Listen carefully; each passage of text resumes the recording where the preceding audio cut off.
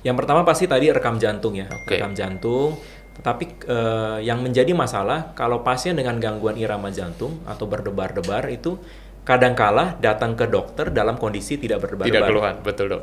Datang ke poli, dok saya berdebar-debar. Kapan berdebarnya? Kemarin malam atau 2 hari yang lalu. Kalau pasien datang dengan keluhan berdebar-debar kemarin malam atau 2 hari yang lalu dia berdebar-debar, tentu saja ketika datang ke kita tidak dalam kondisi berdebar, kita rekam jantung juga kondisinya akan normal. Normal, oke. Ya, saya selalu bilang kalau memang benar-benar ada konslet seperti konslet di listrik rumah, maka sebenarnya semuanya yang lain normal, Pak Iya. atau Ibu, saya bilang. Ya, kalau kita ngomong tentang dindingnya, atapnya, pintunya semuanya normal. Iya. Yang masalah adalah instalasi listrik di rumah tersebut. Ya, demikian juga seperti pasien dengan gangguan irama atau konslet di listrik jantungnya.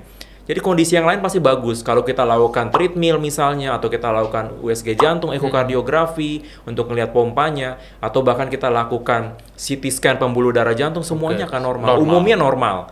Ya, karena sebagian besar memang dialami oleh pasien-pasien dengan usia yang lebih muda. Ya. Jadi dalam kondisi yang lebih normal seperti itu.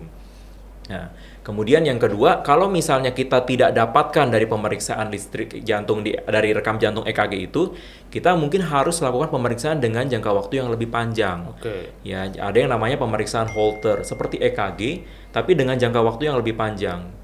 Ya, bisa 24 jam, bahkan ada yang bisa sampai 1 minggu. Oke, jadi Ya. bisa ketangkep pas kondisi di rumah Iya. misalnya ya dok ya untuk pasiennya. Betul. Ya. Jadi kita tanya dulu, pasiennya muncul berdebarnya kapan? Kalau muncul berdebar, oh saya 2 hari sekali kurang lebih, ya mungkin kita bisa pasang lebih panjang, Betul. 7 hari.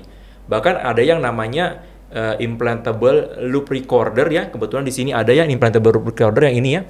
Nah ini nih bisa sampai 3 tahun nih. Jadi ini kayak susuk. Oh, kayak implan ya dok Iya, ya? jadi dipasang. diimplan di Oke. dinding jantung. Baik. Ya, kenapa kita melakukan pemeriksaan ini adalah untuk melakukan mendeteksi adanya gangguan irama jantung, tetapi keluhannya jarang banget.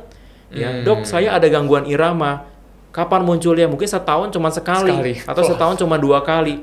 Tetapi setiap kali saya muncul berdebar-debar, bahkan sampai muncul berdebar-debar itu sangat signifikan. Artinya sampai saya kejang-kejang, bahkan sampai saya biru. Nah, kita harus mendapatkan kan kelainannya apa. Betul. Ya, bahkan seperti Erikson.